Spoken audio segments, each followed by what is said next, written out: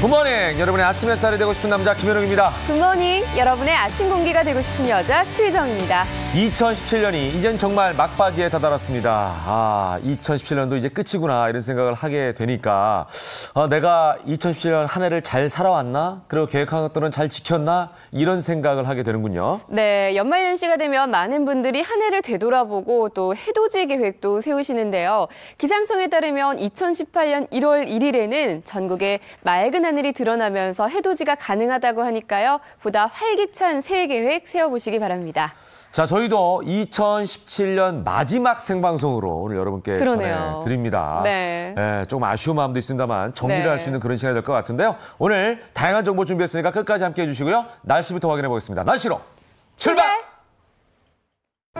굿모닝, 매일 아침 날씨를 전하는 김혜연입니다. 새해 시작이 얼마 남지 않았습니다. 마무리와 새로운 시작을 앞두고 아쉬움과 설렘이 함께할 텐데요. 굿모닝 날씨 참고하셔서 올해 마지막 주말 계획에 참고해 보시기 바랍니다. 그럼 오늘의 날씨 출발합니다. 오늘 아침까지 경기 남부와 충남, 전북엔 1에서 3cm의 눈이 내리겠습니다. 출근길 미끄러지지 않도록 안전운전하시고요. 중국발 스모그 영향으로 수도권과 강원 영서, 충북과 대구, 경북엔 미세먼지 농도가 종일 나쁨 수준을 보이겠습니다. 호흡기 관리에 신경 쓰시기 바랍니다. 현재 기온 서울은 1도, 강릉이 0도, 대구가 1도, 부산은 2도에서 출발하고 있습니다. 낮엔 모두 영상권을 기록을 하겠는데요. 서울은 6도, 대전이 8도, 대구는 10도가 예상됩니다. 일교차가 큽니다. 건강관리에 유의하시기 바랍니다. 강원 동해안과 산지는 건조경보가, 동해안을 포함한 일부 지역엔 건조주의보가 발효 중입니다. 화재로 인한 피해 없도록 불씨관리 꼼꼼하게 하시기 바랍니다. 주말엔 눈과 비 소식이 있고요. 다음 주 월요일부터는 기온이 다시 떨어집니다. 주말 계획에 참고하시기 바랍니다. 연말 연시가 되면 무얼 하고 보낼까, 어떤 걸 해야 의미가 있을까 생각하시죠? 다양한 축제들이 있을 텐데요. 포천에서는 얼음 낚시와 다양한 전통놀이, 눈썰매까지 즐길 수 있는 축제가 진행이 됩니다. 아이들과 함께 유익하고 즐거운 시간 만들어 보시면 좋을 것 같고요. 또 부산 해운대 해수욕장에서는 카운트다운, 버스킹 공연 등 다채로운 프로그램이 진행된다고 합니다. 사랑하는 사람과 함께라면 더욱 행복하지 않을까요? 한 해 마무리 따뜻하게 하시기 바랍니다. 지금까지 굿모닝 날씨였습니다.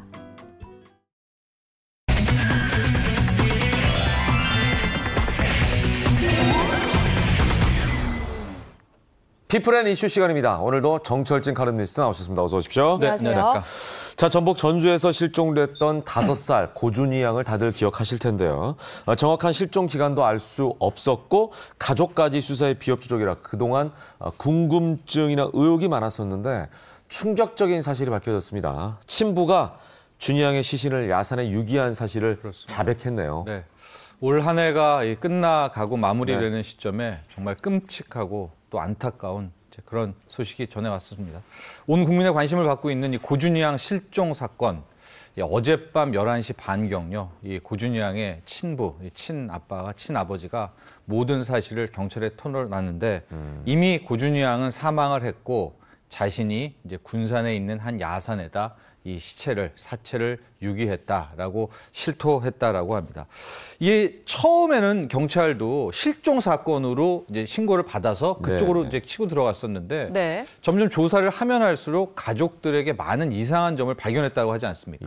특히 이제 대표적인 것들이 거짓말 탐지기라든가 최면 수사를 아주 적극적으로 거부를 했죠. 그다음에 실종 신고를 직전에 집안이 굉장히 어렵다고 하면서도 친부, 그다음에 내연녀의 어머니, 그러니까 고준희 양의 의붓 외할머니죠. 다 스마트폰을 다 바꿨던 그런 행적도 있었고 결정적으로 이 친부의 집 그 복도 끝에서 혈흔이 발견이 됐었거든요. 근데 그 혈흔 얘기는 조금 이따 해드리겠지만은 그 혈흔을 통해서 아마도 경찰은 이것이 실종 사건이 아닌 강력 사건이다라고 완전히 방향을 틀었고 방향을 튼 지 며칠 되지 않아서 이렇게 이 친부로부터 모든 사실에 관한 자백을 받았었는데요. 이 좀 더 그 자백 내용을 자세히 들려드리면은 이미 4월 26일 날 준희 양은 사망을 했고요. 이 친부가 4월 27일 이 사체를 이제 군산 뭐 한 도로변에 있는 야산에다가 유기를 했다라고 이제 밝혀지게 되면서 이게 이미 4월 26일에 준이 양은 사망했던 것으로, 그러니까 그동안의 8개월이 모든 지난 거네요. 행적들이 다 거짓인 것으로 드러나게 됐습니다. 예, 사실 공개 수사로 전환하면서 그동안 많은 인력들이 정말 애타게 네. 준이 양을 찾았는데 말씀하신 것처럼 이 친부의 자백 이후 얼마 안 돼서 시신이 이렇게 발견이 된 거죠. 그렇습니다. 이제 앞서 말씀드렸지만 11시 반경에 이제 자백을 받아냈고 자백을 받자마자 바로 이제 경찰들이 출동을 하게 됐었죠. 그리고 이제 전반적으로 이 버렸다라고 하는 군산 야산을 수색을 하게 되면서 오늘 새벽 한 4시 50분, 한 5시 경에 참 안타깝게도 이제 사체를 발견을 했습니다. 네. 그렇게 돼서 참 너무나 안타까움인데요. 일단 핵심은 아직까지 친부가 이 살해를 했는지까지는 이제 미궁이에요. 그러나 사체 유기까지 이제 확인이 된 거 아니겠습니까? 그러니까 이미 사체까지 발견이 했기 때문에 이 다음 단계가 있죠. 그러니까 본인은 뭐 죽이지 않았다라고 하더라도 이제 부검이라든가 이런 거를 통해서 네네. 아마도 이 사망 원인을 밝혀지게 될 텐데 그렇게 되면 좀 더 자세한 이제 수사가 좀 더 들어갈 수 있을 것 같습니다. 지금 사망 원인을 밝혀야 된다고 하셨으니까 지금까지는 그 원인이 밝혀지지 않고 있다는 거죠? 그렇습니다. 이제 계속 경찰에 따르면은 이제 최초에 자기가 시체를 버렸다라는 얘기를 이제 진술한 다음에 뭐 그 다음에 죽였다는 얘기를 했다가 다시 또 죽이지는 않았다라고 했다가 굉장히 친부에 지금 조사는 계속 좀 왔다 갔다 하고 있는 것 같습니다. 발언이. 네. 그러나 어쨌거나 확실한 것은 이제 죽은 사실과 본인이 유기했다라는 것이고요. 지금 또 하나 밝혀지고 있는 게 이 준이 양의 시체를 이제 버리러 갈 때 혼자 가지 않고 네. 그 의붓 외할머니 있지 않습니까? 예. 그러니까 내연녀의 어머니. 61살의 김모 씨로 알려졌는데 둘이 함께 이 군산을 찾아가서 그곳에다 버렸고 왜 하필 지금 전주에 살고 있는데 군산까지 갔느냐 했더니 이제 이 친부가 그쪽 지역을 잘 알고 있다라고 합니다. 어릴 때부터 익숙을 해서 그곳에다 이제 버렸다는 진술까지 확보가 되면서 이제 친부 그다음에 이번 외할머니까지 이제 파악이 된 그런 상황이 됐습니다.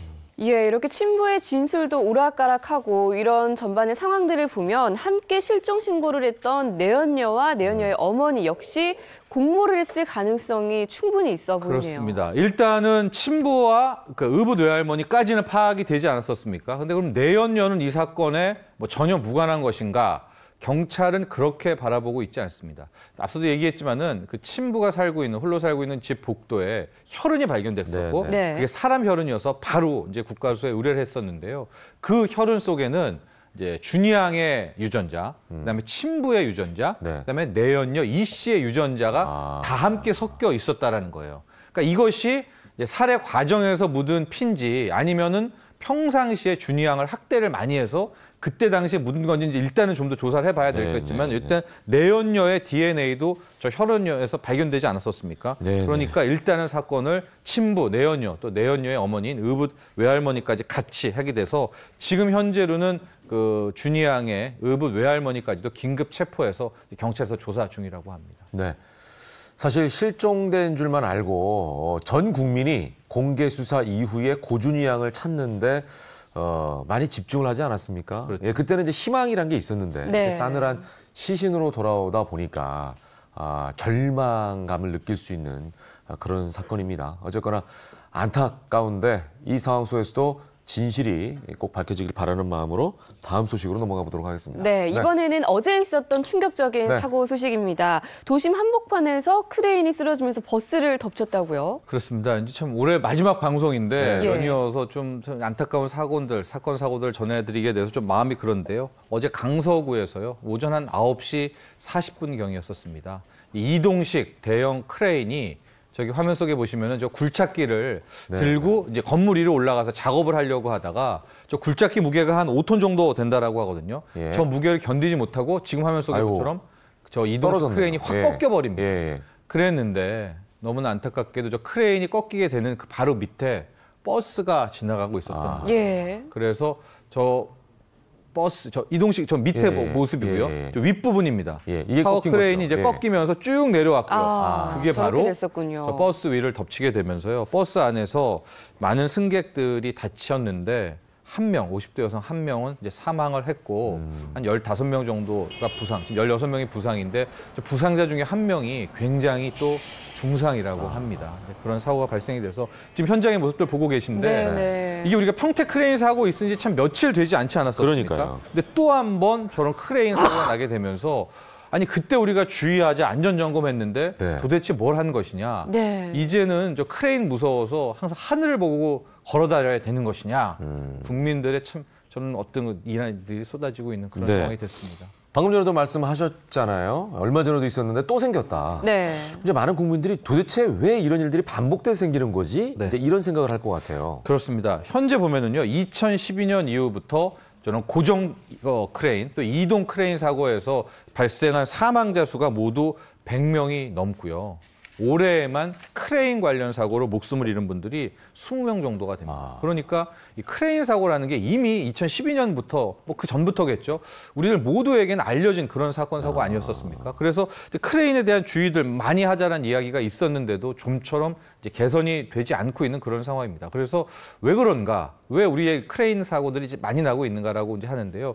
일단 크레인 노조 측에 따르면은 이제 크레인 관련 인부들, 그러니까 굉장히 이제 짧은 휴식이 없이 계속 돌리다 보니까 예. 이런 사고가 나고 있는 것이 하나의 원인이고, 두 번째는 역시 정기 점검입니다. 현재 우리나라에서 작업에 투입되는 크레인들이 모두 굉장히 노후됐다라고 하거든요. 그러면은 이제 정기 검사라도 확실히 돼야 될 것 같은데, 지난번 평택 크레인 사건 사고 때를 봐도 알겠지만은 이 정기 검사가 굉장히 좀 허술합니다. 형식적이고요. 형식적이에요. 네. 예, 뭐 이런 거를 고쳐라라고 일단 주의 의미를 주면 그 고치는 것들에 대해서는 두 번째 재검사를 하지 않고 해당 크레인 이제 사업자들이 이런 거 고쳤습니다라고 통보를 하면 이제 오케이 됐다라고 해서 형식적으로는 지금 6개월마다 정기 점검을 받아야 되기는 하지만 네. 과연 그 정기 점검이 제대로 되고 있느냐. 또 하나 검사하는 업체에서는 이거를 자꾸만 이 퇴짜를 놓으면 오히려 의뢰가 안 오죠. 네. 합격률이 높아져야 의뢰가 오게 되니까 또 여기에서 계속해서 그냥 유야무야 넘어가고 있기 때문에 이 크레인에 대한 정기 점검 시스템 자체를 완전히 바꿔야 되지 않느냐, 이런 제언들도 함께 나오고 크레인 있습니다. 업주와 검사 업체 간의 그 역학적인 관계가 좀 있네요. 그렇습니다. 예. 이제 정말 좀 경각심을 가지고 그에 맞는 제대로 된 정비가 필요할 것 같습니다. 예. 다음 소식은 좀 훈훈한 소식을 전해드리겠습니다. 네. 연말이면 길거리마다 눈에 띄는 빨간 모금함. 다들 아시죠? 바로 구세군 자선남비인데 여기에 1억 5천만 원을 넣은 익명의 기부자가 나왔다고 합니다. 네. 너무나도 정말 네. 훈훈한 정말 뉴스입니다. 왜냐면은요, 최근에 이 어금니 아빠 때문에 이 모금과 이 기부가 굉장히 싸늘해졌다라고 하는 이런 와중이었습니다. 바로 어제였죠. 서울 송파구 이 잠실에 있는 롯데백화점 앞 이제 구세군 이제 자선 남비에 어떤 익명의 기부자가 이렇게 넣고 갔는데 이곳에서 5천만 원짜리 수표 3장이 나오게 된 겁니다. 그러니까 1억 5천만 원인데요. 1억 5천만 원의 자선 남비 기부는 1928년 구세군 자선 남비가 우리나라에서 시행된 이후 가장 큰 액수입니다. 처음이군요. 예, 기부액 액수가 중요한 게 아니라 또 마음이 중요하지만 액수 자체도 또 굉장히 의미가 있는 것이 아닙니까? 그래서 5천만 원짜리 이제 수표를 받고 구세군 측에서는 확인을 좀 해본 거예요. 너무나 큰 돈이니까. 그래서 남양주시, 참 제가 이거 밝혀도 될지 모르겠는데 남양주 농협에서 발권이 된 거를 알고 막 찾아간 거죠. 그래서 농협 측에서 이거 과연 누굽니까? 저희가 너무 고맙다는 인사를 드리려고 한다라고 계속 했지만 이 본인이 고사를 했고 농협들도 안 됩니다. 이것은 그냥 익명으로 남아야 됩니다라고 해서 결국에는 얼굴 없는 기부 천사가 1억 5천만 원을 기부한 것으로 남게 됐습니다. 누군지는 못 찾았네요, 결국. 그렇죠. 이제 안 찾게 된 거죠. 네, 또 뿐만 아니라 여기저기서 미담이 쏟아지고 있는데요. 대구에서는 6년째 선행을 이루고 있던 이른바 키다리 아저씨가 올해도 어김없이 나타났다고 하는데 이번에는 드디어 얼굴을 드러냈다면서요. 그렇습니다. 이 대구의 키다리 아저씨, 이제 키가 크지는 않고요. 2012년부터 이렇게 어디에 놔뒀습니다 하고 사라지고 어디에 놔뒀습니다 하고 사라지는데 그때 당시에 그 액수들이 뭐 다 억대 그런 분이었었거든요. 그래서 이 대구의 키다리 아저씨 누굴까 궁금증이 컸는데 올해는 이제 대구 사회복지공동모금회 사무실 전화를 직접 걸어서 이제 만나서 전달하겠다라고 해가지고 이제 만나서 기부도 하고 그간에 어떤 분인지에 대한 모든 사연을 들어봤는데요. 이제 이 키다리 아저씨가 왜 기부를 하게 됐냐? 굉장히 어린 시절 시절이 가난하고 힘들었다라고 합니다. 그리고 지금도 뭐 우리가 생각하는 것처럼 어마어마한 갑부가 아니라 네. 굉장히 근검절약하면서 살고 계시거든요. 근데 그런 와중에 이제 본인이 받은 뭐 그런 은혜들이 많아서 앞으로 이웃에게 많은 걸 나눠줘야 되겠다라는 마음을 먹고 2012년부터 이런 기부 활동을 해왔다라고 하는데요. 네. 지금 보면은 6년간 7차례에 걸쳐서 이 대구 키다리 아저씨가 기부한 돈이 8억 4천만 원에 달해서 또 1인 기부자로서는 가장 최다 액수거든요. 그러네요. 예. 그래서 앞서 어제 있었던 이제 잠실의 익명의 기부천사, 또 대구의 키다리 아저씨들, 또 이런 연말의 소식들이 전해지면서 우리의 마음도 또 훈훈하게 따뜻하게 해지는 것 같습니다. 네.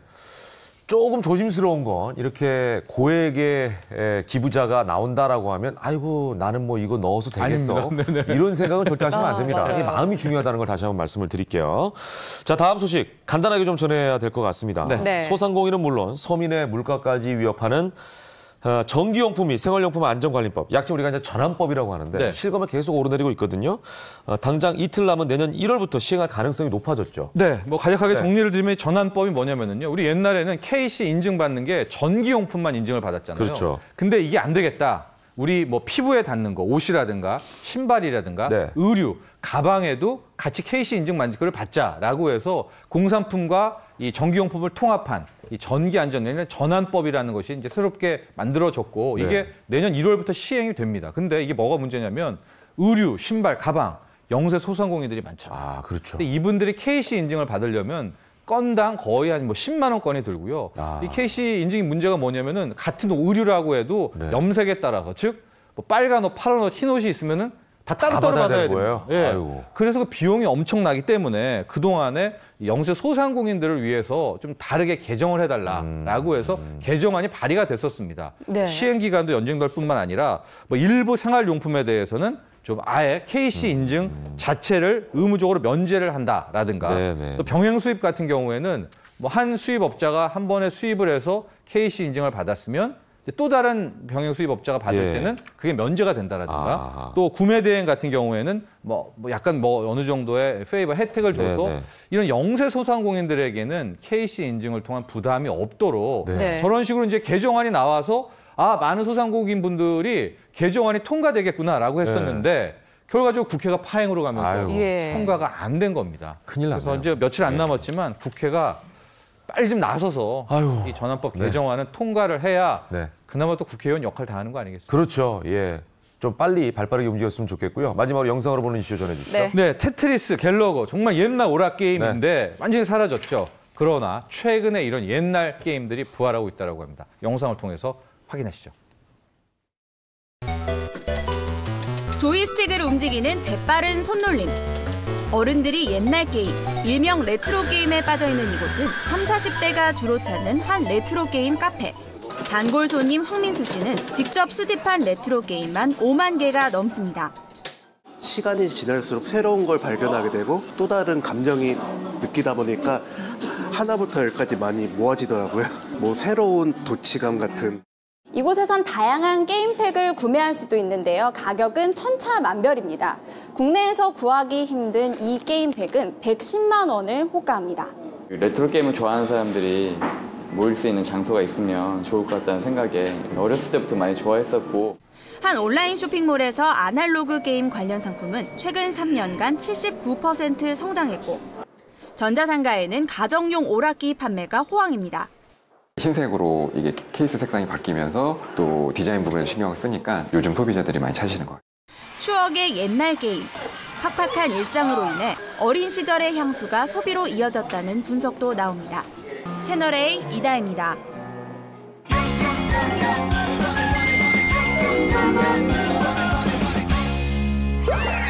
차에 대한 모든 걸 알려드립니다. 굿모닝 차차차 시간인데요. 네. 요즘 차에 기름 넣으려고 하면 망설여지는 분들 많으시죠? 네, 네. 26일 기준으로 전국 휘발유 판매 가격 평균은 리터당 1,542원.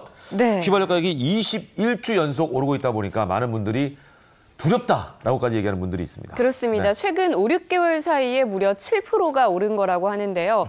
올해 기름값이 가장 저렴했던 7월에 비해서는 네. 7.3%가 올랐고 이걸 또 금액으로 따져보면 리터당 105원 이상이 비싸진 거라고 하고요.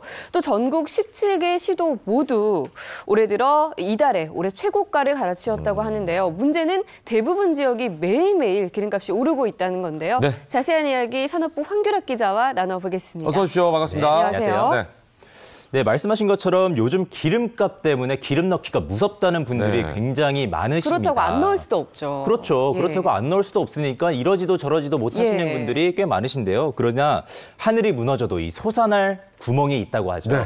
그래서 제가 좀 준비를 해봤습니다. 예. 이 똑똑한 주유법을 통해서 기름값을 아낄 수 있는 방법. 꿀팁. 예. 네, 이름하여서 지금 보시죠. 주유소 직원들은 절대 알려주지 않는 이 주유소 꿀팁을 제가 한번 준비를 해봤습니다. 자, 시청자 여러분 채널 고정해 주시고요. 예, 무려 하나하나 6가지 뜯어보겠습니다. 꿀팁이 있는데요. 네, 먼저 첫 그렇습니다. 번째부터 한번 볼까요? 네, 첫 번째 한번 보시죠.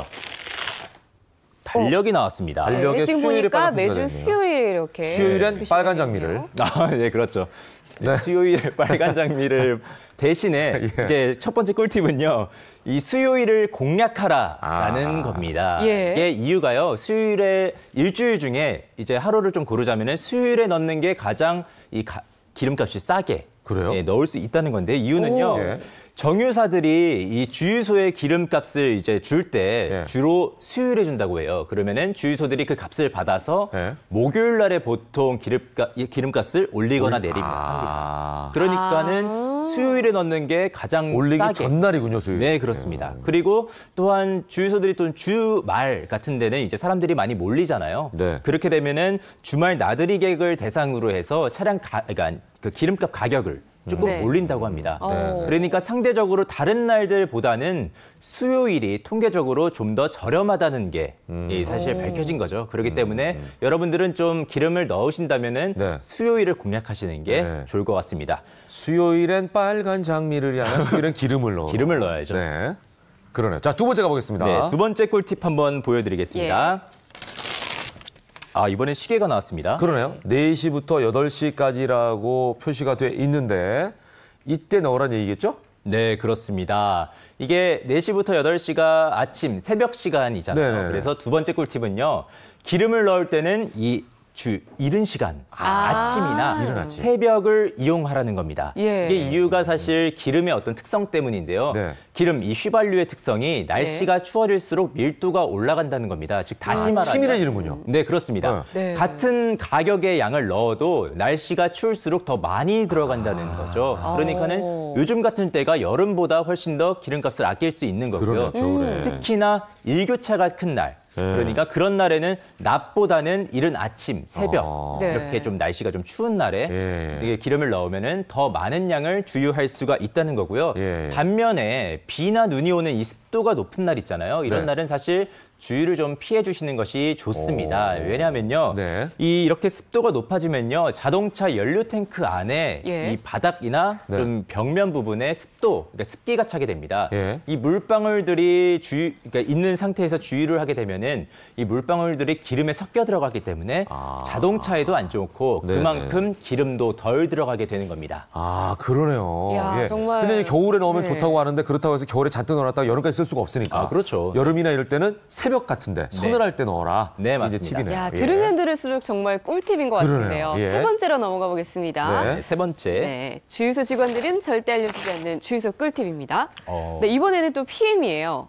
그렇죠. 9시에서 12시네요. 네. 네. 지금 방금 말씀드린 거랑 약간 이어지는 건데요. 네, 이번에는 아침 시간에 사실 우리들이 좀 일어나서 그 새벽 네. 시간에 일어나서 주유를 하기 위해서 또 나가야 되는 이러면 좀 귀찮잖아요. 그리고 저는 아침형 인간이 아니에요. 그렇죠. 그러신 네. 분들이 굉장히 많죠. 그리고 네네네. 출근 때문에 바쁘신 분들도 많고요. 맞아요. 그러다 보면은 그렇게 하지 못할 바에는 차라리 네. 이제 밤늦게 11시, 12시 아. 이때 넣는 것이 좋다고 하는 겁니다. 차라리 이때 또 기온이 내려가니까. 네, 그렇기도 네. 하고요. 아. 두 번째 이게 세 번째는 이게 24시간 주유소가 요즘에 많잖아요. 맞아요. 네. 24시간 주유소 같은 경우에는 네. 출퇴근 시간에 상대적으로 약간 기름값이 더 비쌉니다. 사람들이 많이 몰리기 때문에 좀 비싸고요.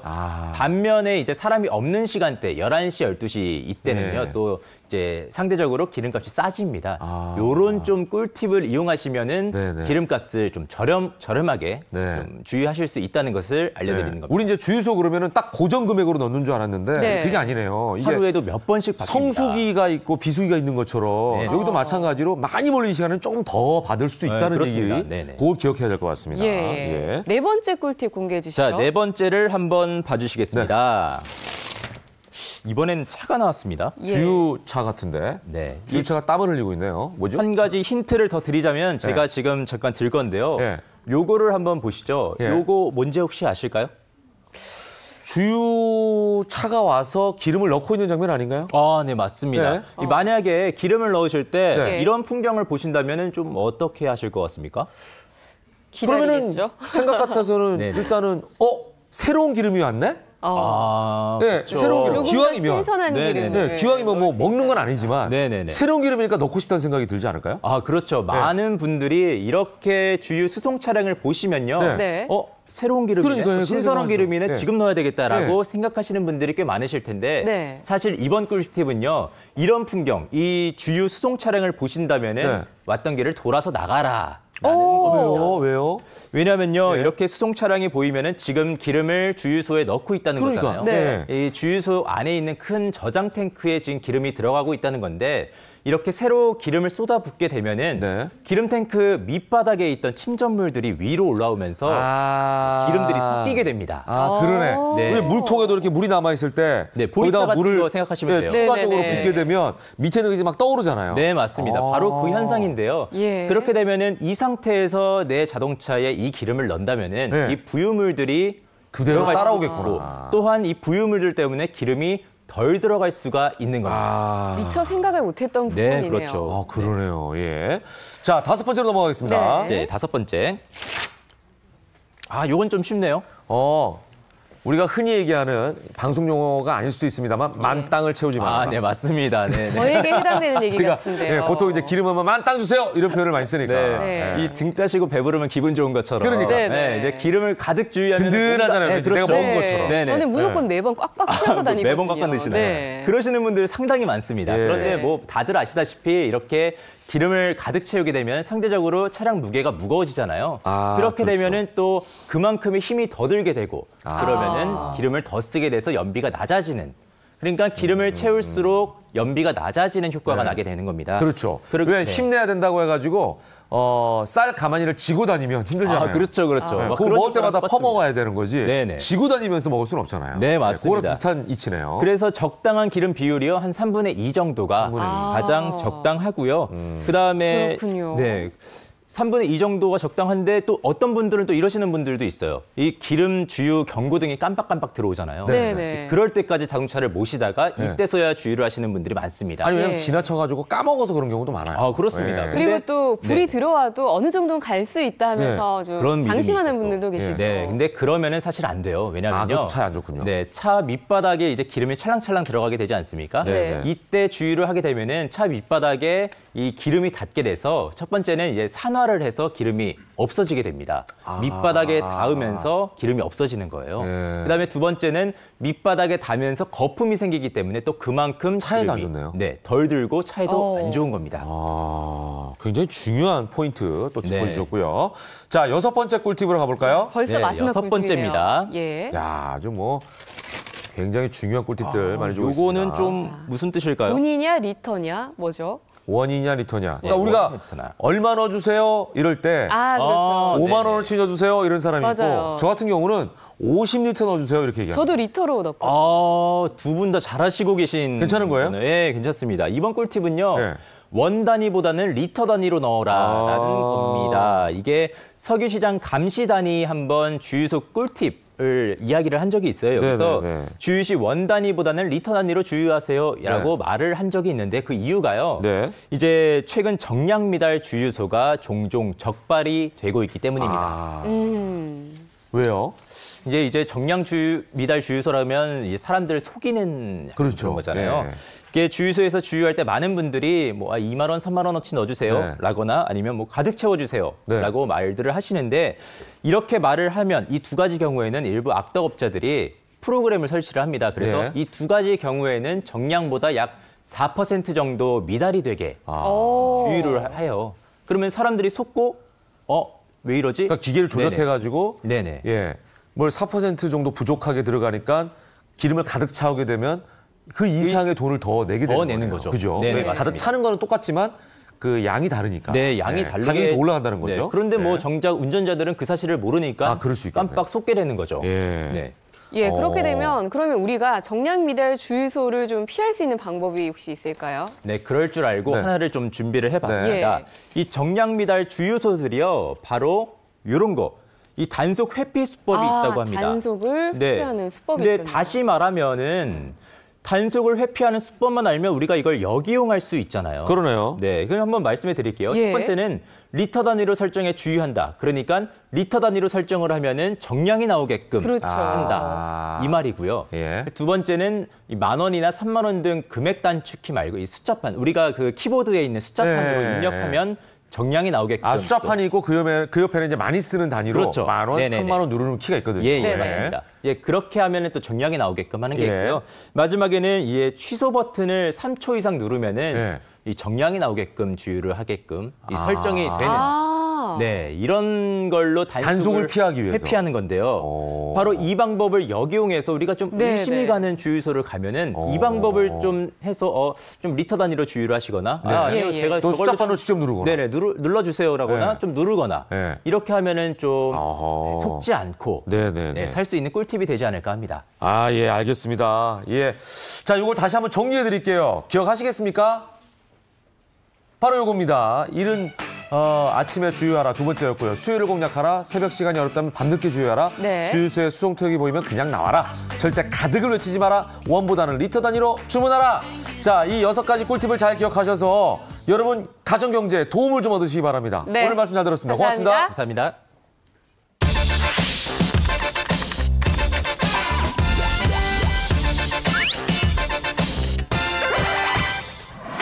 생방송으로 함께하고 있습니다. 김현욱의 굿모닝 지금 시간 8시 3분 지나고 있습니다. 네. 자, 이번에는 한 주간 벌어진 연예계 소식을 정리해드립니다. 주간 핫 토픽 시간입니다. 그렇습니다. 함께할 두 분 소개해드리겠습니다. 먼저 김효석 연예부 기자 나와주셨고요. 어서 오십시오.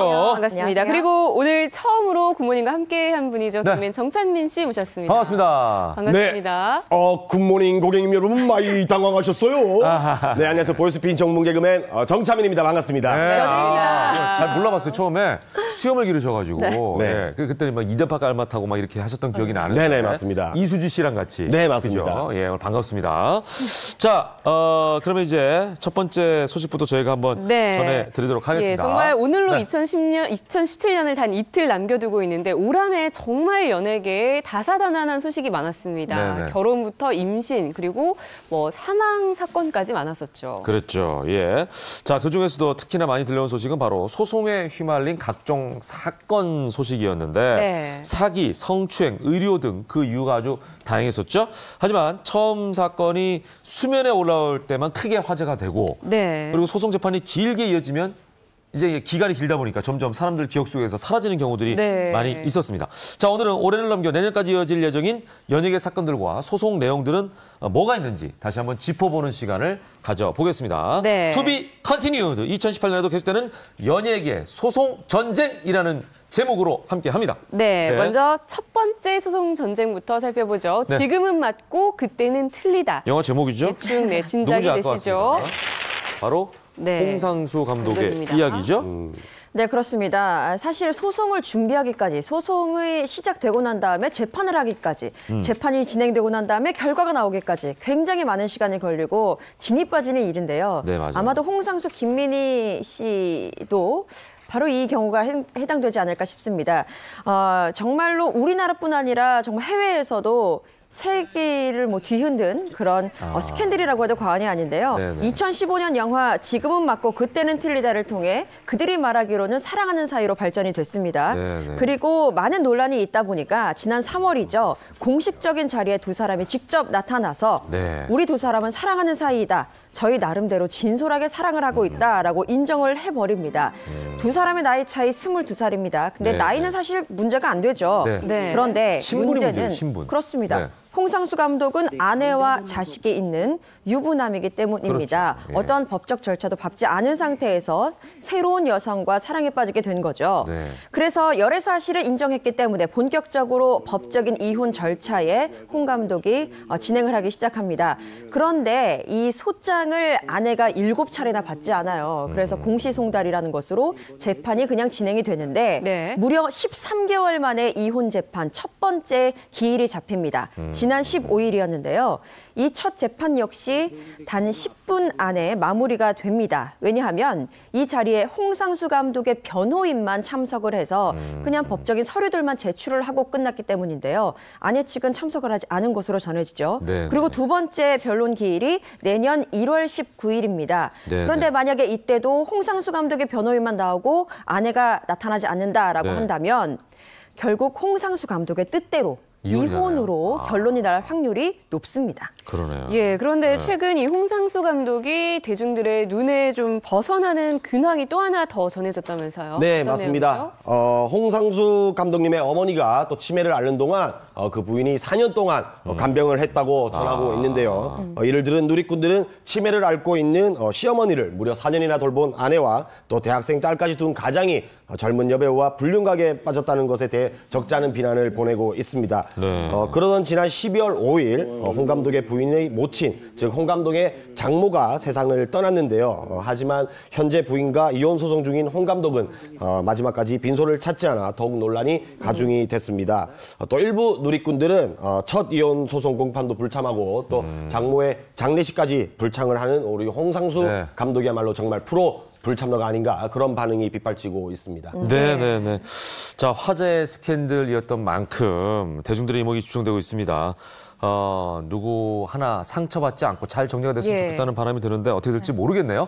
자, 두 번째, 투비 컨티뉴드 2018 끝나지 않는 연예계 소송 전쟁 어떤 사건인지 한번 보도록 하겠습니다. 키워드는 단지 연기에 충실했을 뿐이라고 돼 있는데요. 네. 한번 뜯어보겠습니다. 조덕재 씨 얘기네요.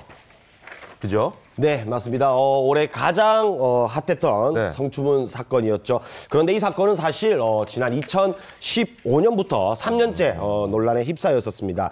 영화 속 부부 강간 장면을 촬영하는 도중 조덕재 씨가 상대 여배우의 속옷을 짚고 추행을 지속했다는 것이 주요 골자인데요. 성추행 논란의 주인공인 이들은 2심 재판이 끝날 때까지 여배우 A와 남자 배우 B였습니다. 그런데 1심에서 무죄 판결을 받은 조덕재 씨는 2심에서 유죄 판결을 받았고 결국 또 조덕재 씨가 실명을 공개하고 언론 인터뷰에서 화제가 증폭이 더 됐습니다. A양과 조덕재 씨 측은 각각 기자회견까지 열었는데요.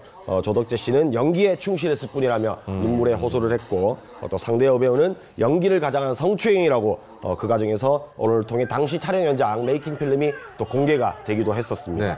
서로가 워낙 그 상반된 주장을 내놓고 있기 때문에 과연 진실이 뭘까 궁금한데 가려질 수 있을까요? 2018년에도 이 소송은 진행됩니다. 네. 왜냐하면 대법원 판결이 남아있기 때문인데요.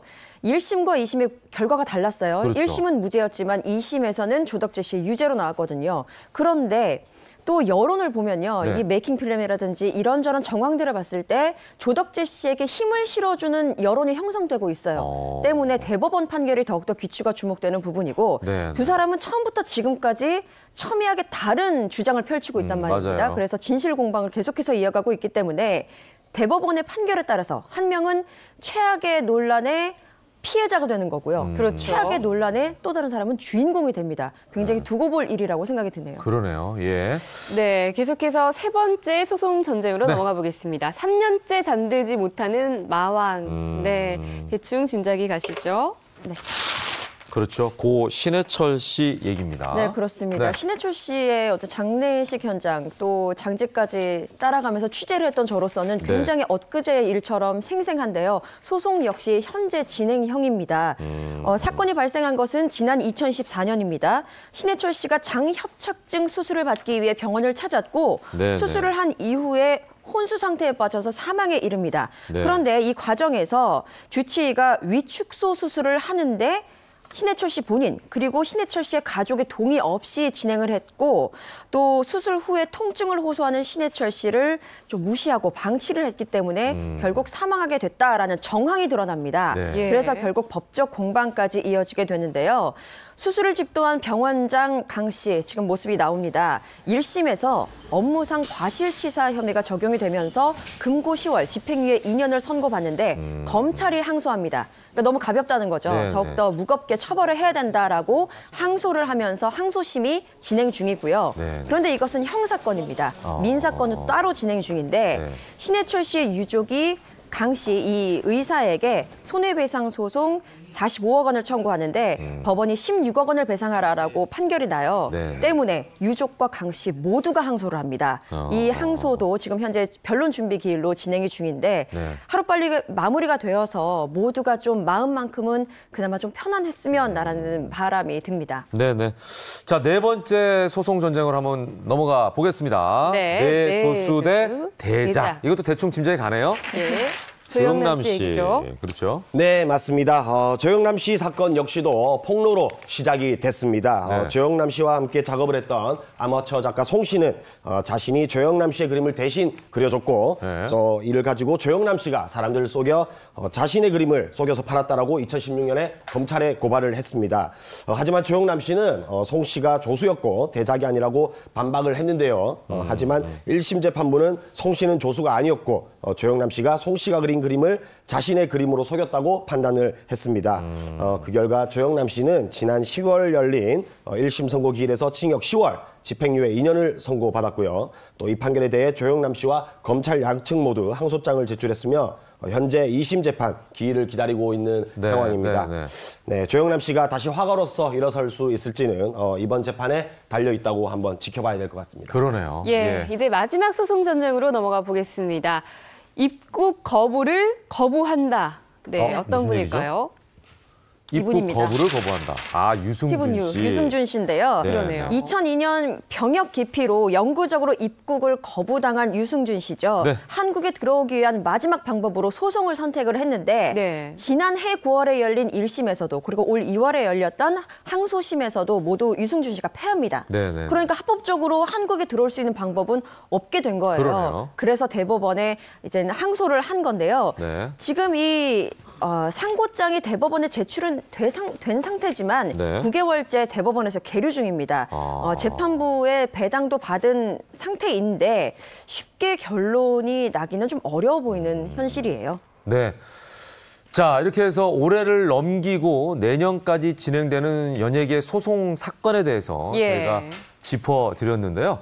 아무쪼록 내년에 아주 투명하고 깨끗한 결과가 좀 나왔으면 좋겠다라는 그런 생각 한번 해보겠습니다.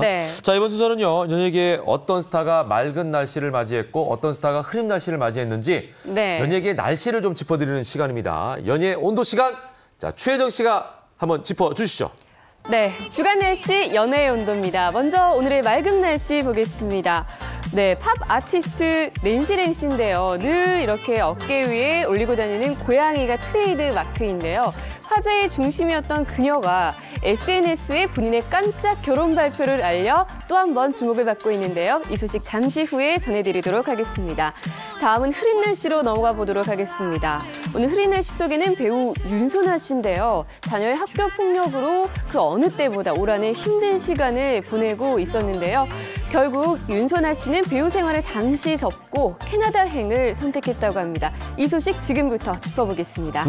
자, 말씀하신 대로 흐린 날씨부터 저희가 한번 짚어보도록 하겠습니다. 배우 윤소나 씨 이야기인데요. 지난 6월 아마 기억하실 겁니다. 배우 윤소나 씨 아들이 학교 폭행 사건의 가해자로 지목되면서 큰 논란을 일으킨 바 있죠. 결국엔 아들과 함께 한국을 떠난다는 소식이 들리는데 어떻게 된 일인지 한번 자초지정을 들어보도록 하겠습니다. 네, 지난 26일입니다. 보도를 통해서 알려진 내용인데요. 배우 윤소나 씨가 가족과 함께 캐나다로 이민을 간다라는 내용이었고 이미 이민을 위한 법적 절차가 마무리됐으며 이제 비행기에 몸을 실을 일만 남았다라는 내용의 주요 골자였습니다.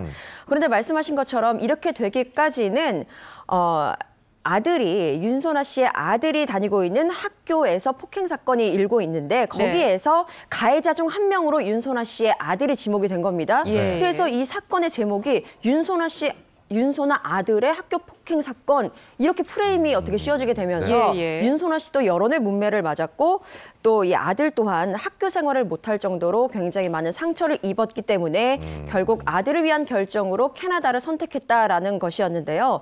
여기서 한 걸음 더 나아가서 소문이 퍼집니다. 바로 정착설인데 캐나다 밴쿠버 외곽 소도시에 이미 정착을 한 상황이고 한인교회에 참석하면서 어떤 삶의 터전 기반을 닦고 있다라는 소식으로까지 번지게 됩니다.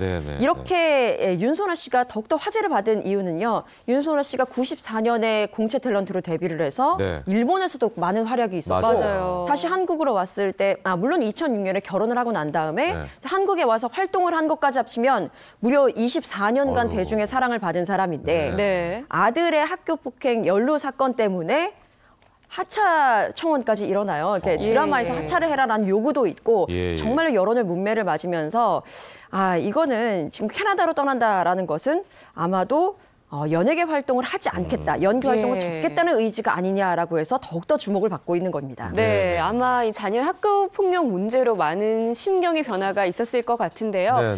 저희가 당시 어떤 일이 있었는지 김묘성 기자가 설명을 해주셨지만 조금 더 자세히 한번 짚어보겠습니다. 정찬민 씨. 네, 맞습니다. 올해 6월이었죠. 한 방송사의 보도를 통해서 초등학교의 폭행 사건이 보도가 됐습니다. 사건이 일어난 초등학교는 1년에 교육비가 거의 900만 원 가까이 되고 또 한 달에 50에서 100만 원이 넘는 학비가 들어가지만 줄 서서 학교를 보내려고 하는 서울의 명문 사립초등학교 중에 하나입니다.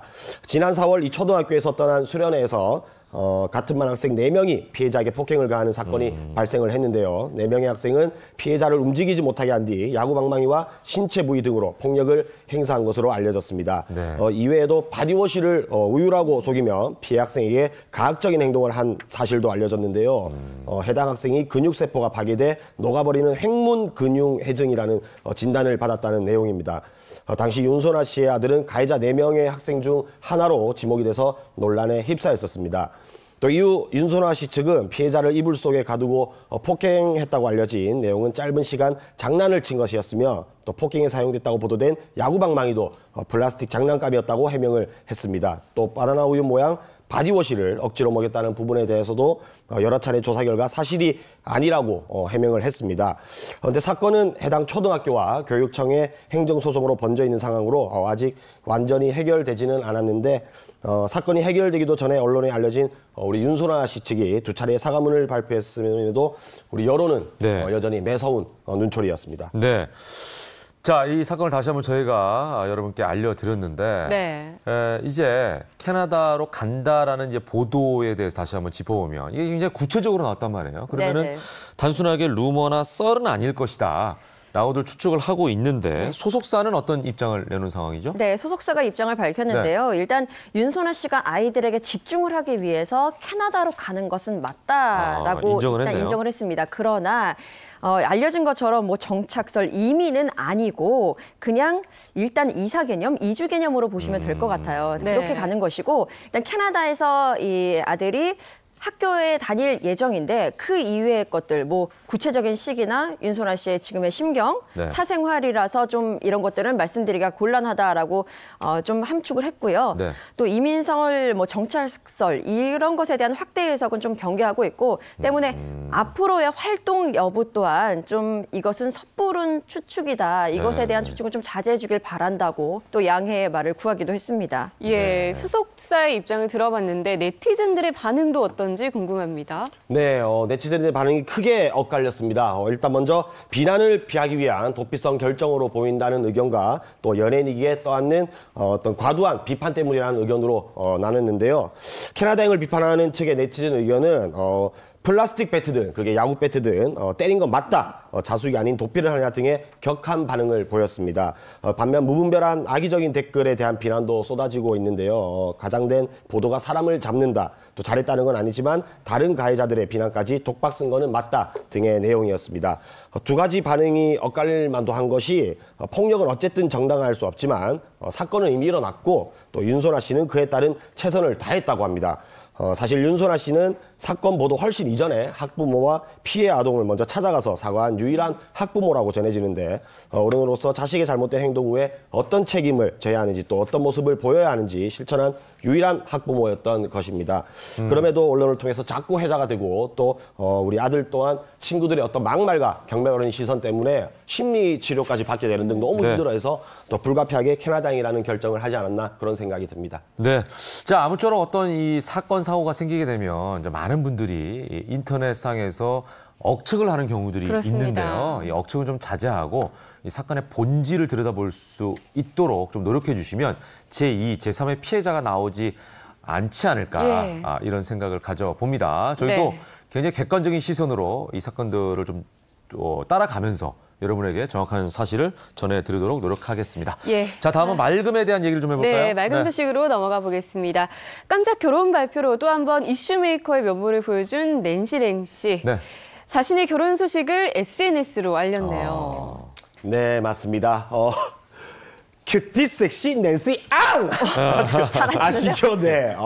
민망해. 아침부터 죄송합니다. 네, 많이 당황하셨어요. 네, 죄송합니다. 아침부터. 네. 팝 아티스트로서 아주 명성을 널리 알린 또 트레이드 마크죠. 어깨 위에 얹힌 고양이로 또 이름을 널리 알린 낸시 랭 씨가 역시 이슈몰이 여왕답게 SNS로 혼인신고 공개를 또 했습니다. 낸시 랭 씨는 지난 27일 자신의 SNS에 혼인신고 서류를 들고 찍은 사진을 올린 뒤에 함께 할 수 있으므로 행복합니다. 우리의 사랑, 행복, 이 길에 모두가 함께 행복하고 축복된 나날이 계속되기를 진심으로 소원합니다라고 결혼 사실을 알렸습니다.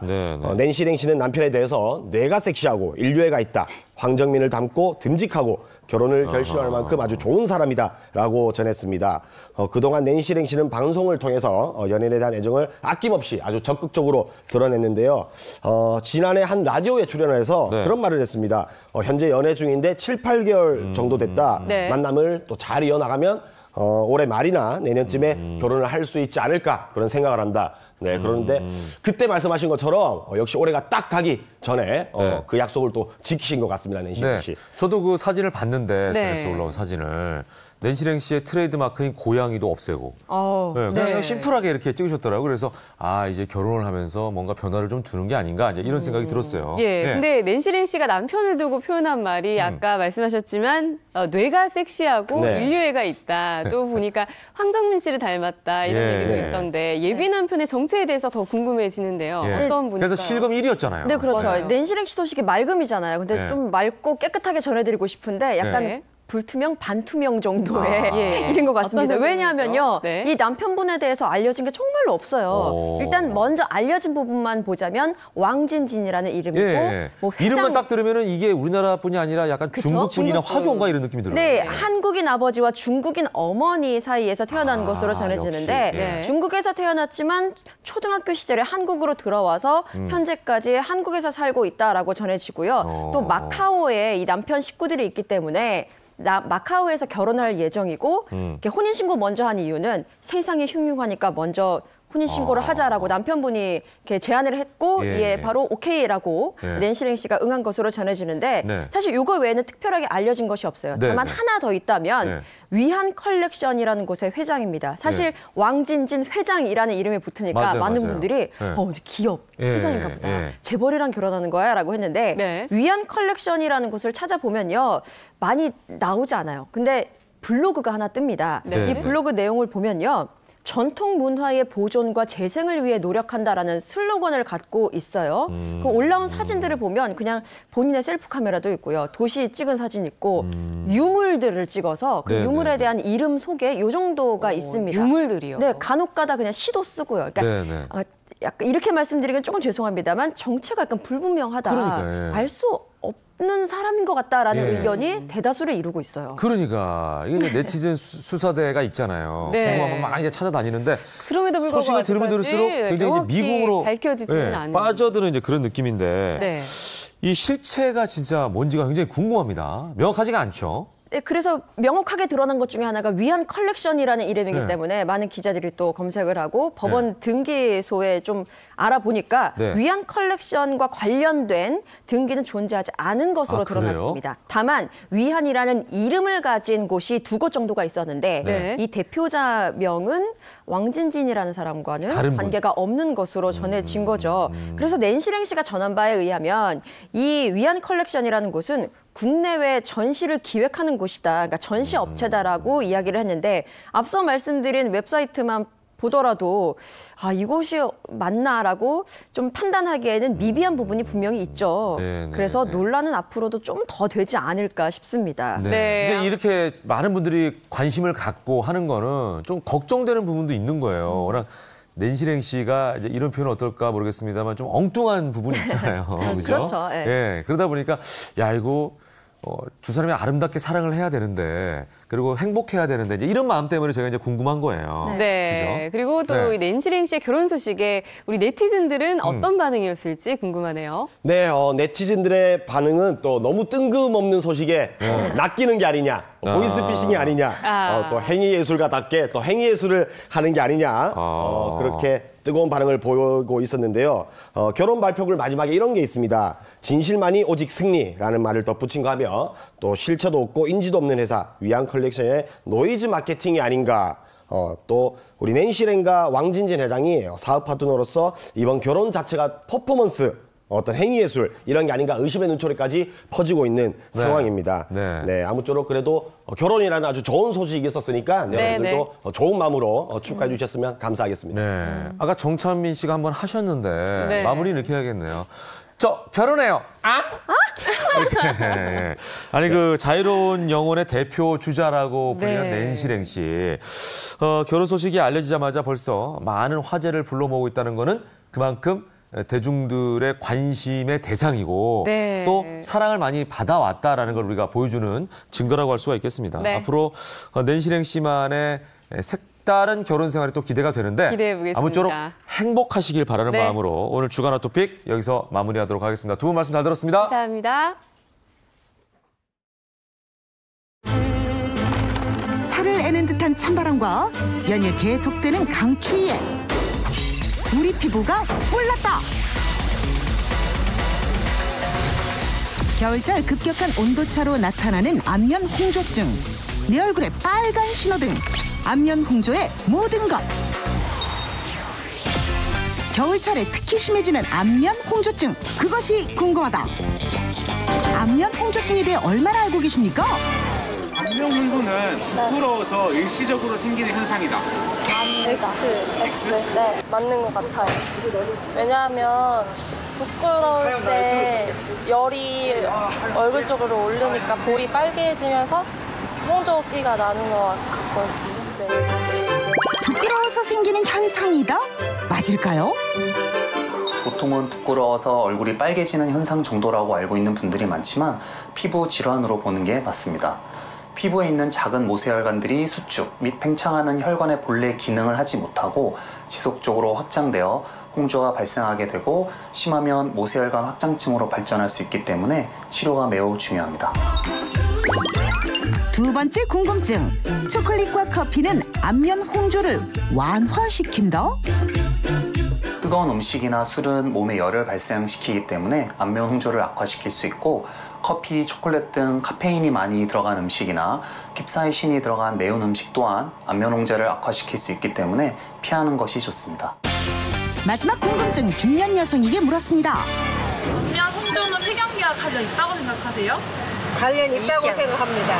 저 같은 경우는 없었던 것 같아요. 근데 주변에서 친구들이 좀 있다고 그래가지고 약도 먹는 친구를 봤어요. 과연 폐경기와 안면 홍조의 관계는? 안면 홍조의 중요한 원인 중 하나는 몸속의 호르몬 변화입니다. 폐경은 몸 안의 호르몬을 변화시키기 때문에 몸에서 열이 나고 안면 홍조가 생기는 경우가 많습니다. 내 피부에 빨간 신호등, 안면 홍조증 이제 확실히 아셨죠? 매년 증가하고 있는 안면 홍조증 환자들. 사회생활에 자신감이 낮아지고 놀림을 받는 등 안면 홍조로 인한 불편함도 다양한데요. 안면 홍조증 때문에 고민이 많다는 한 사례자를 만났습니다. 안녕하세요. 얼굴이 빨개지는 겨울이 싫어요. 21세 김초롱 양. 겨울철만 되면 자꾸 얼굴이 빨개지고 홍조가 생기는 것 같아서 좀 많이 스트레스 받아요. 10년 전부터 생긴 안면 홍조증 때문에 고민이라는 김초롱 양. 대학생이 되고 많은 사람들을 만나며 그 고민이 더 깊어지고 있다는데요. 막 뭐냐, 너 얼굴 빨개졌다, 뭐 긁었냐, 뭐 약간 이런. 그때 본인 거울 보면 어때요? 그냥 병인가 싶고 그냥 좀 화장을 맨날 해야 되는 그런 번거로운 것 같은? 초롱 양의 화장대에 눈에 띄는 점이 있는데요. 바로 유난히 많은 색조 화장품들. 아무래도 밖에 나가면은 사람들이 일단은 마주치니까 그것 때문에 더 신경 좀 쓰여서 색조가 더 많은 것 같아요. 울긋불긋한 얼굴을 가리기 위해 매일 화장을 한다는 초롱 양. 그러면 화장을 지운 얼굴은 어떨까요? 코에 이렇게 붉은기가 있는데 볼터치한 것처럼 이거 메이크업 다 지운 거 맞죠? 아니 이게 다 지운 건데도 홍조가 심해서 남아있는 거예요. 화장을 한 얼굴과 안 한 얼굴 별 차이가 없는데요. 홍조 때문에 고르지 못한 피부톤을 색조 화장으로 숨긴 초롱 양. 과연 초롱 양의 피부는 어떤 상태일지 피부과를 찾았습니다. 많이 초조해 보이죠? 홍조 때문에 피부과 병원 본 거는 처음이어서 막 그렇게 심한 홍조는 아니었으면 좋겠어요.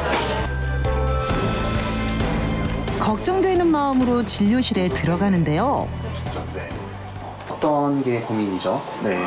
겨울만 되면 자꾸 올라오고 빨개지고 그래서 스트레스 받아서. 얼굴 말고 다른 데는 괜찮으세요? 손발이나 이런 데는요? 네, 손발은 이제 얼굴만 그래서 이제 나가면서. 나가시면? 현재 초롱 양은 1단계에서 2단계로 넘어가는 초기 홍조 상태. 하지만 혈관은 저절로 축소되지 않고 점차 확장되기 때문에 적절한 치료가 필요합니다. 모세혈관이나 이제 이런 게 좀 늘어나 있습니다. 그래서 조금 심해지면 부진이나 염증, 농포 상태로 진행될 수 있는 이제 말기 상태로 갈 수 있기 때문에 초기에 레이저 치료를 하고 적극적인 치료를 하면은 아마 빠른 호전을 보일 것 같습니다. 증상이 더 심해지기 전에 관리가 필요한 상황인데요. 레이저 치료로 늘어난 혈관을 축소시켜주고 피부를 진정시켜주는 천연팩까지. 꾸준한 관리로 피부 신호등에 빨간불이 아니라 파란불이 켜질 수 있겠죠? 치료를 마치고 거울을 보는 초롱 양. 만족스러운 표정인데요. 어떤가요? 하얘진 것 같고 네, 이렇게 촉촉해요 엄청. 시원해요 그리고 얼굴이. 조금만 더 관리 받으면 다 없어질 것 같고 다 나을 것 같아요. 치료도 중요하지만 예방이 더 중요하겠죠. 꼭 알아두시기 바랍니다. 겨울철 피부에 켜진 빨간 신호등, 안면 홍조증. 철저한 예방과 꾸준한 관리로 더 이상 스트레스 받지 마세요. 우수한 친환경 농수산물을 직원들에게 서비스하는 기업이 있는가 하면 지역의 대표 작물을 이용해서 기업의 대표 메뉴를 개발하는 기업도 있다고 하는군요. 자, 농업과 기업이 함께하는 특별한 현장. 잠시 후에 확인해 보시기 바랍니다. 네, 젊음과 패기로 새로운 도전을 하는 청춘들이 있다고 합니다. 전 세계 곳곳에서 우리 농식품의 우수성을 알리고 있는 열혈 청년들, 신 콜럼버스를 꿈꾸는 청년들의 열혈 도전기 지금 만나보시죠. 세계인의 마음을 사로잡은 한국의 맛. I love tteokbokki. I really love tteokbokki. Больше всего понравились рисовые шарики, очень вкусные. 세계인의 오감을 만족시킨 한식의 향연. 그 중심에 한국의 맛을 알리는 열혈 청년들이 있습니다. 한국을 알고 한국 제품, 한국 식품을 알도록 우리 농식품을 더 수출하고 그리고 이러한 산업에 기여할 수 있는 인재가 되고 싶습니다. 세계 곳곳에서 우리 농식품의 우수성을 알고 있는 빛나는 청춘들. 사드 보복 등의 악조건 속에서도 우리나라 농식품 수출은 꾸준히 증가하고 있는데요. 올해 농식품 수출액은 84억 불로 최대 기록을 경신 중입니다. 이런 놀라운 성과 뒤에는 해외 청년단의 활약이 있었는데요. 현지화에 능통한 60명의 단원들이 유럽과 인도 등 14개국에 파견되어 신규 시장의 수출팔로 개척에 나선 것. 신규 시장 개척을 위해서 우리가 신규 시장 개척단을 지금 내보냈습니다. 현장에 가서 실질적으로 시장 조사도 하고 바이어도 발굴을 하고 신상품도 개발하고 있습니다. 우리 수출 시장에 새로운 활력을 불어일으킬 거다 이렇게 생각합니다. 그래서 먼저 이탈리아로 파견된 청년단의 활약상부터 살펴볼까요? 유럽 중남부에 위치한 이탈리아는 로마, 밀라노, 베니스 등 낭만적인 관광지와 볼거리가 가득한 나라입니다. 이탈리아 베로나 프로축구단에서 맹활약 중인 이승우 선수. 그로 인해 한국에 대한 관심이 높아지고 있는 가운데 한국 농식품을 알리기 위해 이승우 선수와 베로나 축구단 선수들이 함께 시식 행사를 가졌는데요. 행사 시작 전 긴장된 마음으로 꼼꼼하게 준비 중인 청년 단원들. 외국 운동선수들의 입맛을 사로잡기 위해 여러 가지 노력을 기울였다는데요. 이탈리아에 있는 축구 선수들 분들께서 한식을 정말 즐길 수 있는 기회가 되셨으면 좋겠고, 아무래도 운동 선수들이다 보니까 스태미너에 좋은 그런 음식들로 준비를 하게 되었고, 생강과 간장을 많이 쓰되 마늘과 양파는 줄이는 쪽으로 해가지고 요리를 구상하게 되었습니다. 잡채, 불고기, 비빔밥 등 맛깔스럽게 준비된 음식들 모두 한국에서 공수한 재료들로 준비해 그 특별함이 더해졌습니다. 한국의 맛과 멋을 제대로 알릴 수 있는 기회가 됐으면 좋겠는데요. 화기애애한 분위기 속에서 음식을 즐기는 사람들, 맛은 어땠나요? Me ha piaciuto quel pollo, però l'ho chiesto riscaldato un po', perché a me mi piace la comida calda per quello, però è stato buono, solo un po' picante, però buono. 이탈리아에서 또 이런 한식을 먹을 수 있어서 너무 기뻤고, 또 동료들과 같이 함께 맛있는 음식을 먹을 수 있어서 너무 좋았던 하루인 것 같아요. 이 행사를 성사시킨 주역은 바로 청년단들. 베로나 축구단의 메일을 보내 승낙을 얻어냈고 직접 행사를 챙기며 성공적으로 이끌어냈습니다. 실제로 축구 선수들을 함께 보고 한식을 먹는 그들의 모습을 보니까 생각보다 반응도 좋고 한식에 대한 인식도 굉장히 좋은 것 같아서 기분이 굉장히 좋았고요. 오늘 이 행사를 통해서 우리나라의 식품과 그 이 식자재의 수출 가능성을 엿볼 수 있었던 좋은 기회였다고 생각합니다. 이뿐 아니라 남아공, 브라질, 인도 등 14개국의 신흥시장에서 다양한 활동을 펼친 농식품 해외 청년단. 안녕하세요. 아플로 남아공 팀입니다. 남아공에서는 코리아 음식 페스티벌을 개최해 떡볶이, 빈대떡 등 다양한 한식을 선보였는데요. 현지인들의 입맛에 맞게 조리법을 연구해 뜨거운 호응을 얻어냈답니다. The pancakes, they're very nice. Yeah, they light, not so heavy. They're very nice. The pancakes. 자, 이제 뜨거운 삼바의 나라 브라질로 가볼까요? 브라질은 차세대 경제 대국으로 주목받고 있는데요. 그들의 입맛을 공략하기 위한 무기는 시원한 배와 유자 에이드. 뜨거운 태양이 내리쬐는 무더운 날씨에 이만하게 없겠죠? Então é sabor pouquinho cítrico, mas com fundo doce. Muito gostoso. 각종 홍보 활동에서부터 신규 바이어 발굴까지 새로운 해외 시장 개척을 위해 맹활약을 펼친 청년단들. 그중에서도 청년단의 활약이 가장 돋보인 곳이 있었으니 바로 카자흐스탄입니다. 카자흐스탄의 청년 단원들은 SNS를 활용해 현지인들에게 한국 요리를 홍보했는데요. 집에서도 간단하게 따라해볼 수 있는 레시피를 소개해 큰 인기를 끌었습니다. 정말 쉬운 레시피니까 다들 꼭 집에서 만들어보세요. 그럼 안녕! 최근엔 카자흐스탄에 한국의 음식과 문화를 알리기 위한 홍보관을 개관했는데요. 카자흐스탄하고 한국 간의 교류가 좀 더 활발히 이루어지기를 기대합니다. 청년단들은 이곳을 활용해 현지인에게 직접 요리를 가르쳐주는 요리교실을 기획했습니다. 우리 요리 문화와 식품을 홍보하기 위해서 Cook It and Taste It이라는 요리교실 행사를 준비하고 있습니다. 최근 카자흐스탄에선 K-팝의 인기와 더불어 한국 음식에 대한 관심도 높아지고 있다는데요. Мне нравится корейская кухня. Я хотела научиться готовить корейское блюдо. Мне очень нравится корейская культура, поэтому мне бы хотелось с каждым разом все больше узнавать о ней. 오늘의 메뉴는 미역국과 주먹밥 그리고 매콤한 닭볶음탕입니다. 직접 재료를 다듬고 청년들의 손끝에서 만들어지는 음식들. 현지인들이 쉽게 따라해볼 수 있게 최대한 간단한 레시피로 소개하는 것이 포인트. 청년들의 노력 덕분일까요? 현지 반응도 폭발적인데요. Корейские блюда очень вкусные, полезные и легкие для желудка. Так, этот мастер-класс просто вообще очень классный, интересный. Я, наверное, впервые наглядно увидела, как готовятся корейские блюда. Очень давно хотела научиться. 그동안 궁금했던 한국 음식도 배우고 맛도 보고 그야말로 일석이조. 자연스럽게 우리 농식품의 우수성을 알리는 좋은 기회가 되었습니다. 현지인들에게 한국의 음식과 한국의 음식을 만드는 방법, 그리고 넘어서 식문화까지 알려줄 수 있어서 매우 좋은 시간이었던 것 같고요. 조금이나마 한국의 식문화와 한국 농식품을 홍보할 수 있어서 정말 좋은 3개월이었던 것 같습니다. 청년단의 땀과 노력, 그리고 열정과 도전으로 3개월의 활동 기간이 끝이 나고 지난 14일 한국으로 복귀한 청년단들이 한자리에 모였습니다. 그동안의 활동에 대한 보고회가 열리는 날인데요. 그들은 과연 해외 활동을 하면서 어떤 걸 느꼈을까요? 안녕하세요.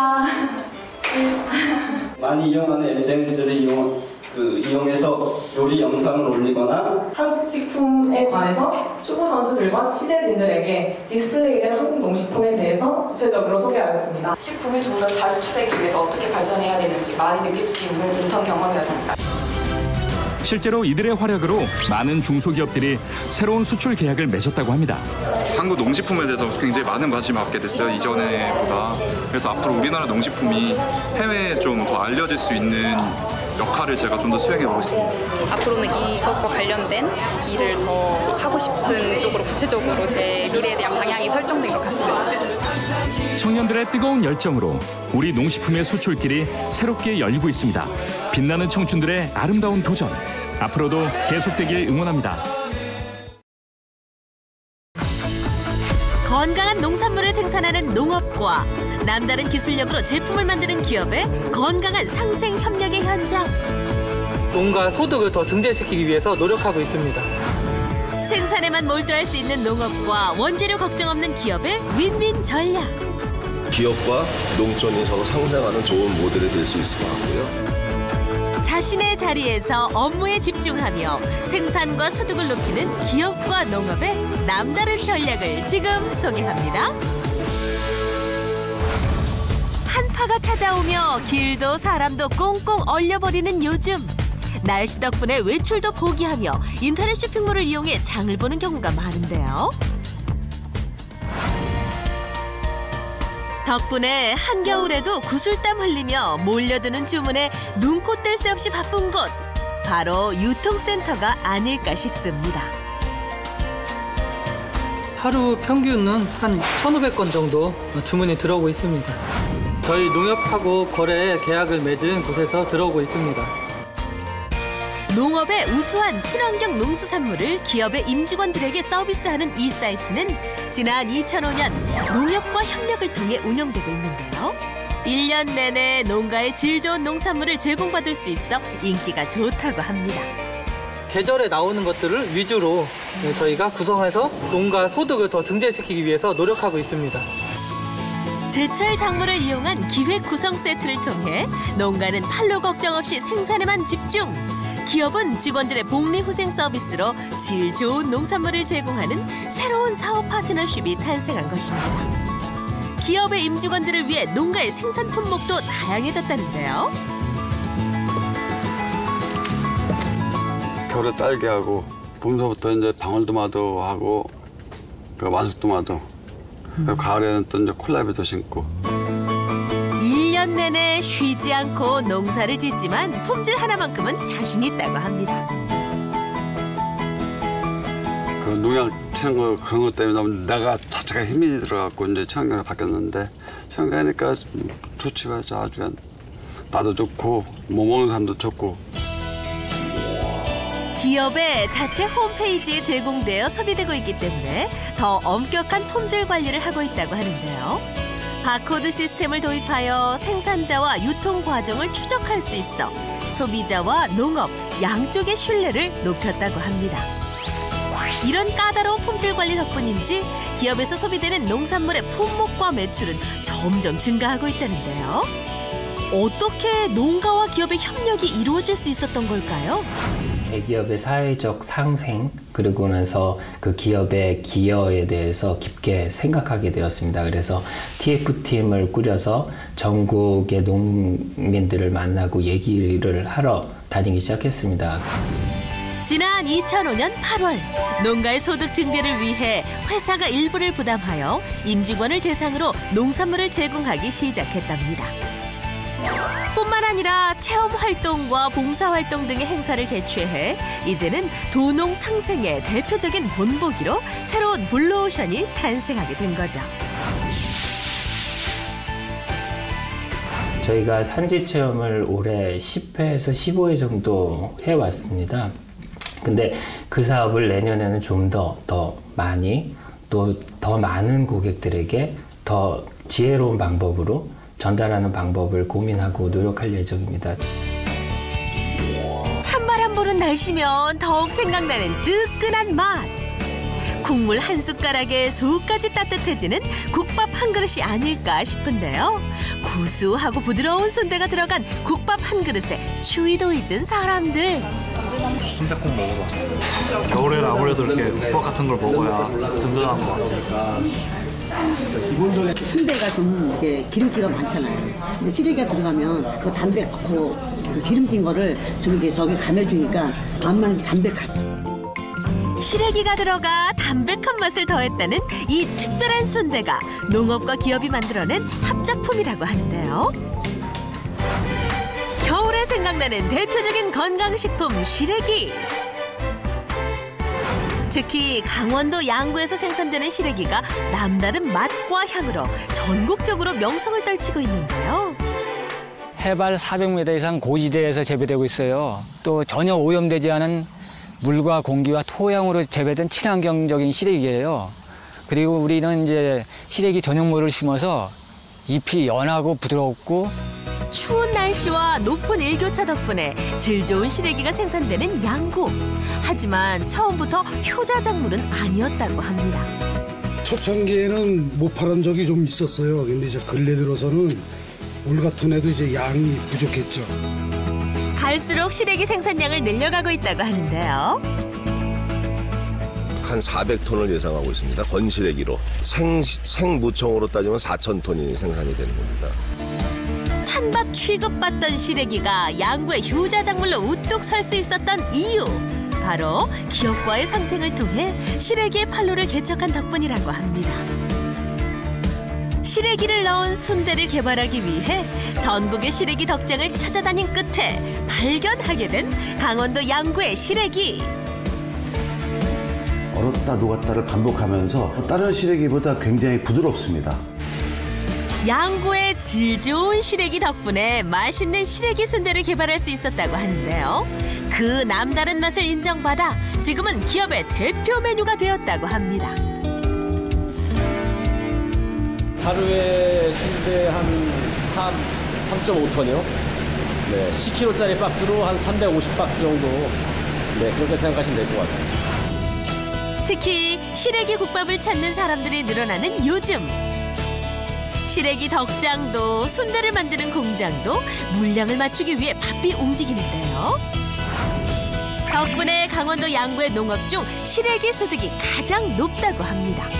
지금 농업 중에서 아마 이 시래기 소득이 치고 좋은 소득입니다. 지역의 우수 농산물을 이용한 제품으로 시장 경쟁력은 물론 기업 성장에도 긍정적인 효과를 얻었다고 하는데요. 조금 더 양구군이랑 저희 회사랑 조금 더 상생 협력을 통해서 조금 더 그 생산량이라든지 저희 회사의 그 생산 시설이라든지 조금 더 현대화시켜서 더 질 좋은 제품을 만들도록 노력할 것입니다. 기업의 적극적인 농업 활성화 사업 덕분에 전국의 많은 농가들이 활력을 얻고 있습니다. 앞으로도 이런 건강한 상생 협력이 이어지길 응원합니다. 2017년 마지막 생방송으로 함께했습니다. 김현욱의 굿모닝 여기까지입니다. 네, 저희는 다음 주 월요일 아침, 새해 첫날 아침, 1월 1일 첫날 아침도 역시 7시 30분에 생방송으로 찾아뵙겠습니다. 올 한 해 사랑해주신 시청자 여러분 감사합니다. 네, 여러분 새해 복 많이 받으세요. 고맙습니다. 감사합니다.